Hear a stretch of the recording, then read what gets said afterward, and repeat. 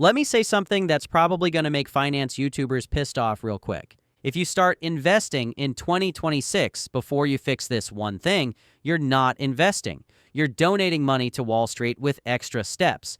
And no, it's not picking the right stock. No, it's not crypto. No, it's not AI ETFs or whatever TikTok is yelling about this weekly. Hell, most people skip this step because it's boring, unsexy, and doesn't make anyone feel smart at brunch. And that's exactly why they stay broke. Because 2026 isn't about what to invest in. It's about who survives the next money shift. And if you don't do this first, you won't. So let's talk about it. Point number 1, fix your financial floor before you build a ceiling. Now, for starters, here's the uncomfortable truth nobody wants to say out loud. You don't have an investing problem. You have a financial stability problem pretending to be an investing problem. And this is the first point I want you to take from this video. Most people jump straight to, where should I put my money? When the real question is, why does my money keep leaking out? I mean, seriously, trying to invest without a financial floor is like trying to build a penthouse on quicksand. Sure, it looks impressive in theory, but one unexpected bill, one layoff, one car repair, and the whole thing collapses. Your financial floor is boring stuff like cash buffer, predictable expenses, not panicking every time life breathes too hard. And before you roll your eyes and think, yeah, emergency fund lecture, let me be clear. This isn't about saving 6 months of expenses in a shoebox. This is about buying time. Time to not sell investments at the worst moment. Time to not swipe credit cards like a stressed raccoon. Time to let your money actually compound instead of being interrupted every 3 months. In 2026, volatility isn't a bug, it's a feature. If your finances can't handle instability, investing will feel like punishment, not progress. Now that your money can actually survive life, let's talk about why your behavior is still sabotaging you. Point number 2, stop confusing motion with progress. Here's where most people get tricked. They feel productive because they're doing stuff, watching investing videos, reading Reddit threads, switching apps, chasing better strategies. But none of that moves the needle. Motion feels good. Progress feels boring. Progress is automatic contributions, boring index funds, and not touching your account for months. Motion is logging in every day like you're checking Instagram, panicking over red numbers, and changing plans every time the market sneezes. If you're constantly adjusting your strategy, you don't have a strategy. You have anxiety. Real investors don't think in days or weeks. They think in systems. Systems don't care about vibes. Systems don't panic. Systems don't need motivation. In 2026, information overload is going to destroy impatient investors. The winners will be the ones who build something once and then let it run quietly in the background. If your investing plan requires constant attention, opinions, or emotional energy, it's already broken. Okay, so you've stopped fidgeting with your money. Now let's talk about the biggest mistake people make before they even invest a dollar. Point number 3, know your why, or you'll quit at the worst time. Here's a wild stat nobody talks about. Most people don't lose money because they picked bad investments. They lose money because they quit too early, and they quit because they don't know what they're investing for. Financial freedom isn't a goal. It's a Pinterest quote. You need something painfully specific. Is it leaving a job you hate, buying time with your kids, not panicking about bills, never having to ask permission for time off again? Because when the market drops 20%, and it will, your why is the only thing that stops you from smashing the sell button like it owes you money. People with no clear goal react emotionally. People with a clear goal zoom out. In 2026, emotional investors will get shaken out. Purpose-driven investors will quietly scoop assets on sale. If you don't define your why before you invest, the market will define it for you. Before we continue, when you finish watching this video, go back and watch our Financial Freedom series. We've created step-by-step videos to help you on your path to success and see what true generational wealth is all about. That's why you need to watch the entire playlist to fully understand. Make sure to subscribe and join the channel for updates on all of our upcoming videos. But anyways, all right, now that your mindset is set, let's talk about why your income is secretly more important than your portfolio right now. Point number 4, your income matters more than your returns early on. I'm just going to be honest, this one hurts egos a lot. Your ability to add money matters more than your ability to grow money. at least at the beginning. A 10% return on $5,000 is cute. A 10% return on $500,000 is life-changing. Early stage wealth is built with income. Later stage wealth is built with compounding. Too many people obsess over returns while ignoring the leakiest, weakest part of their system, how money enters their life in the first place. In 2026, the investors who win won't just invest better, they'll earn better, not by working harder, but by working smarter, broader, and more leveraged. Multiple income streams isn't a flex, it's a volatility buffer. If one stream dries up, the system survives. Income gives you fuel, but what you do with that fuel determines everything. Let's talk about allocation. Point number 5, learn asset allocation before you learn assets. All right, pay attention because here's the mistake almost everyone makes when they start investing. They fall in love with things instead of structure. Stocks, crypto, real estate, ETFs. They argue about which one is best, while completely ignoring how those pieces fit together. That's like arguing over which engine is fastest, without checking if the plane even has wings. Asset allocation isn't about being conservative. It's about being survivable, because the market doesn't care how confident you feel on green days. It only tests you on red ones. Your allocation decides how deep your drawdowns are, how strong your emotions get, whether you stay invested or rage quit at the worst moment. And here's the uncomfortable part. Most people don't fail because their investments go down. They fail because their portfolio goes down more than their nerves can handle.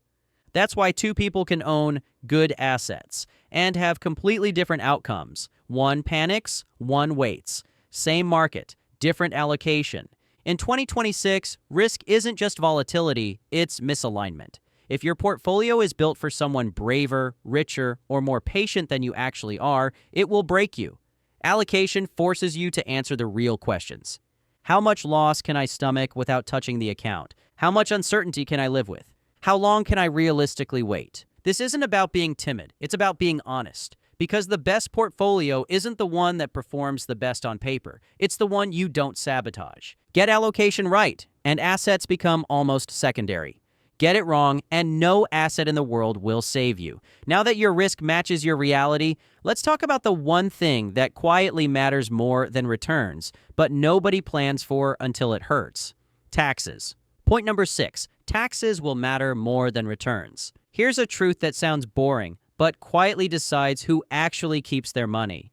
Your investment returns don't matter nearly as much as what's left after taxes.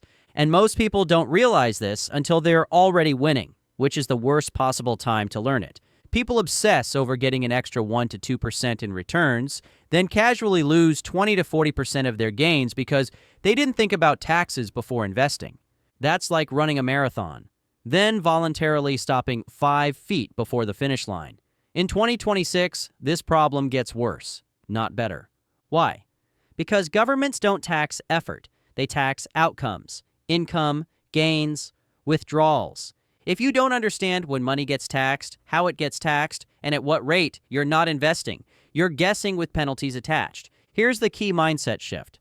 The wealthy don't ask, how much can this make me? They ask, how much do I actually get to keep? That's why two people can earn the same returns and end up in completely different financial realities. One invested in the wrong account, the other invested in the right account first. Same effort, wildly different outcomes. And no, this isn't about avoiding taxes or doing anything sketchy. This is about order of operations. Which bucket gets funded first? Which money grows tax-free? Which money gets deferred? Which money gets hit immediately? If you don't decide this up front, the IRS decides it for you, and they're very efficient. In 2026, tax efficiency won't be an advanced strategy. It'll be the baseline for anyone who doesn't want to sabotage themselves. Because the real flex isn't how much your portfolio grows. It's how little of it gets taken when you finally use it. Now that you understand why returns lie and taxes tell the truth, let's talk about why chasing trends instead of capital flows is the fastest way to get rugged. Point number 7, ignore trends, follow flows. Now, let me let you in on a little secret, because here's how most people get tricked. They follow what's popular instead of where money is actually going. It goes like this: trends scream, flows whisper. Trends show up in headlines, thumbnails, and group chats. Flows show up in balance sheets, policy decisions, and long-term capital movements. By the time something is everywhere, the smart money has already positioned itself and is usually looking for the exit. That's why chasing trends feels exciting at first and disappointing later, because hype rewards attention, not patience. Capital flows reward alignment. Real money doesn't move because something is cool. It moves because incentives exist. Tax advantages, demographic shifts, government policy, institutional mandates. These are slow, boring forces, but they're incredibly powerful. And here's the part most people miss. You don't need to predict the future. You just need to notice what's being quietly supported, where regulations are becoming friendly, where money is being subsidized, where institutions are forced to allocate whether they like it or not. In 2026, the biggest mistakes won't come from being wrong. They'll come from being late.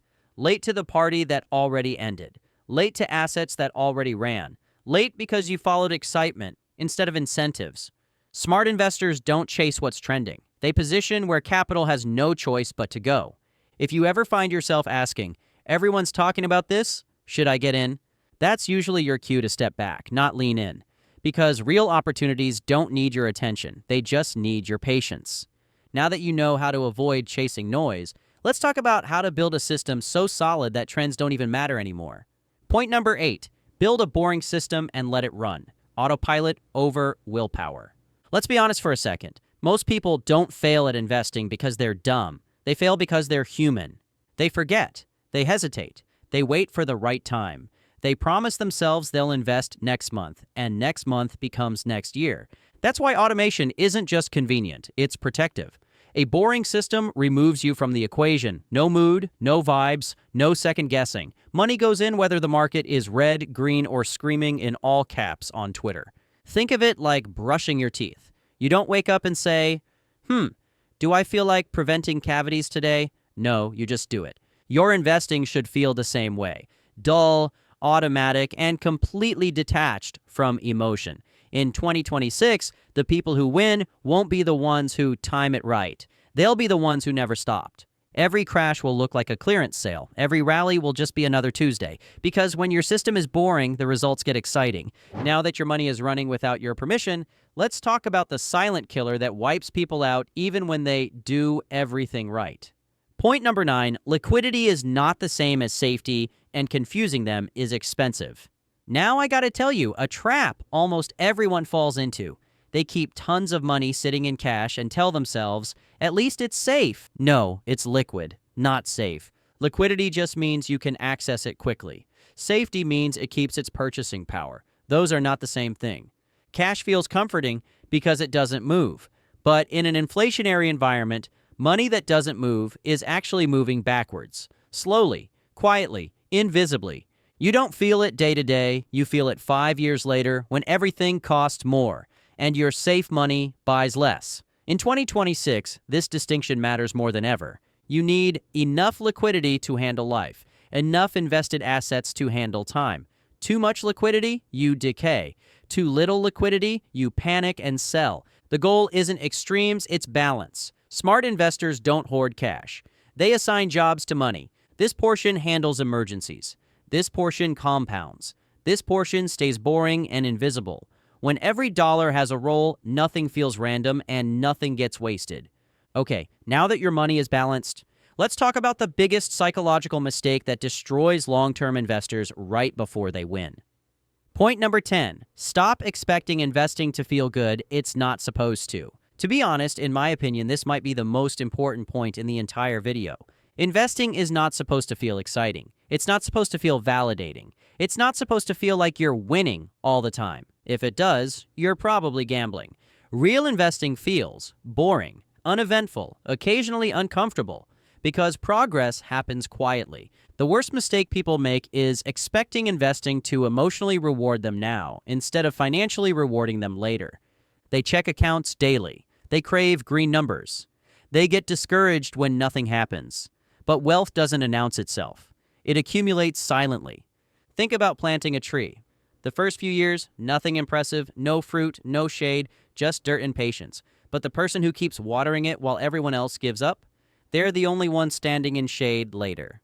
In 2026, emotional resilience will outperform intelligence. The investors who win will be the ones who don't flinch at volatility, don't chase excitement, don't quit early. They'll look boring right up until they don't. Now let's connect everything, because if you zoom out, a very clear pattern emerges. Look, I'm just going to say it. Here's why most people will miss 2026 completely. 2026 won't reward people who are trying to get rich. It'll reward people who built systems early. Most people will still be asking, is now a good time? Should I wait? What if it crashes? Meanwhile, the winners already decided years ago how they invest, how much risk they take, how they react to chaos. They remove decision-making from moments that require emotional strength, and that's the real secret.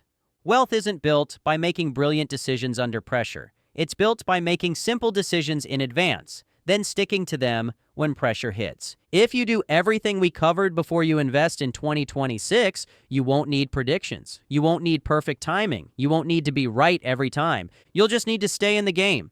And that's how people quietly win. Now, if you made it this far, before you invest in 2026, you learn to build a financial floor that survives real life. Stop confusing activity with progress. Define a real reason for investing. Focus on income before obsession over returns. Master asset allocation before chasing assets. Respect taxes like a grown adult. Follow capital flows, not hype. Automate everything so emotions don't touch it. Balance liquidity without rotting in cash. Accept that investing isn't supposed to feel good. Do this first, and investing finally starts working. Skip it, and 2026 will feel like every other year you almost made progress. If this changed how you think about investing, hit the like button. It tells the algorithm this matters. Subscribe if you want to build wealth without the noise, and comment the words "systems over emotions" if you're done guessing and ready to move correctly. As a matter of fact, in the next video, I'm breaking down where money is quietly moving for 2026. Not what's trending, not what's loud, but what's actually absorbing capital behind the scenes. Most people won't even notice it happening, and that's why they'll miss it. Just click the video on the screen now, and we'll see you in the next one.